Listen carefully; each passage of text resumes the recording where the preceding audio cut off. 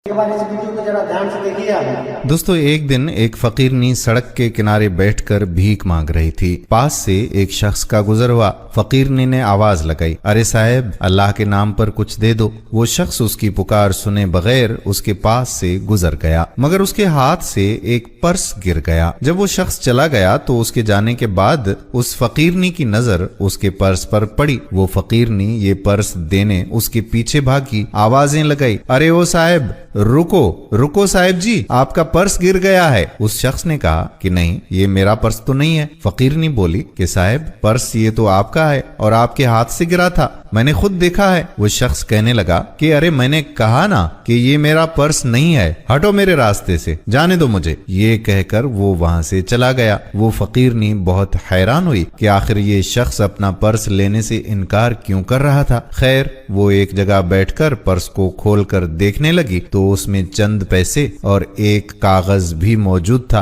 इत्तेफाक से फकीरनी कुछ पढ़ी लिखी भी थी। वो उस कागज को खोलकर देखती है तो उस पर कुछ लिखा हुआ था। उस पर लिखा था कि खुदारा, ये पैसे किसी अच्छी जगह इन्वेस्ट करना और भीख मांगना छोड़ दो। इस काम में सिर्फ जिल्लत और रुसवाई के सिवा कुछ भी नहीं है और इन पैसों से कोई अच्छा सा काम जल्दी से शुरू करना। वो लड़की अब ये पैसे लेकर सोचने लगी कि आखिर ऐसा क्या काम करे कि वो उनसे अच्छी आमदनी कमा सके। आखिर उसे एक ख्याल आया। वो सोचने लगी कि क्यों ना इन पैसों से बच्चों के खाने पीने के सामान का स्टॉल लगा दिया जाए। वो एक स्कूल के बाहर स्टॉल लगा देती है और उसका सारे का सारा सामान हर रोज हाथों हाथ बिक जाता है। उसे पहली दफा अपनी मेहनत से कमाई हुई रकम हाथ में लेकर बहुत ही अच्छा महसूस होने लगा था। अब उसे मेहनत करके अच्छा लगता था। वो साथ साथ स्टॉल चलाती और पैसे भी जमा करती रहती थी। आखिरकार ये काम करते करते उसे 2 साल मजीद गुजर गए। इन 2 सालों में वो कई बार उस शख्स के बारे में सोचती थी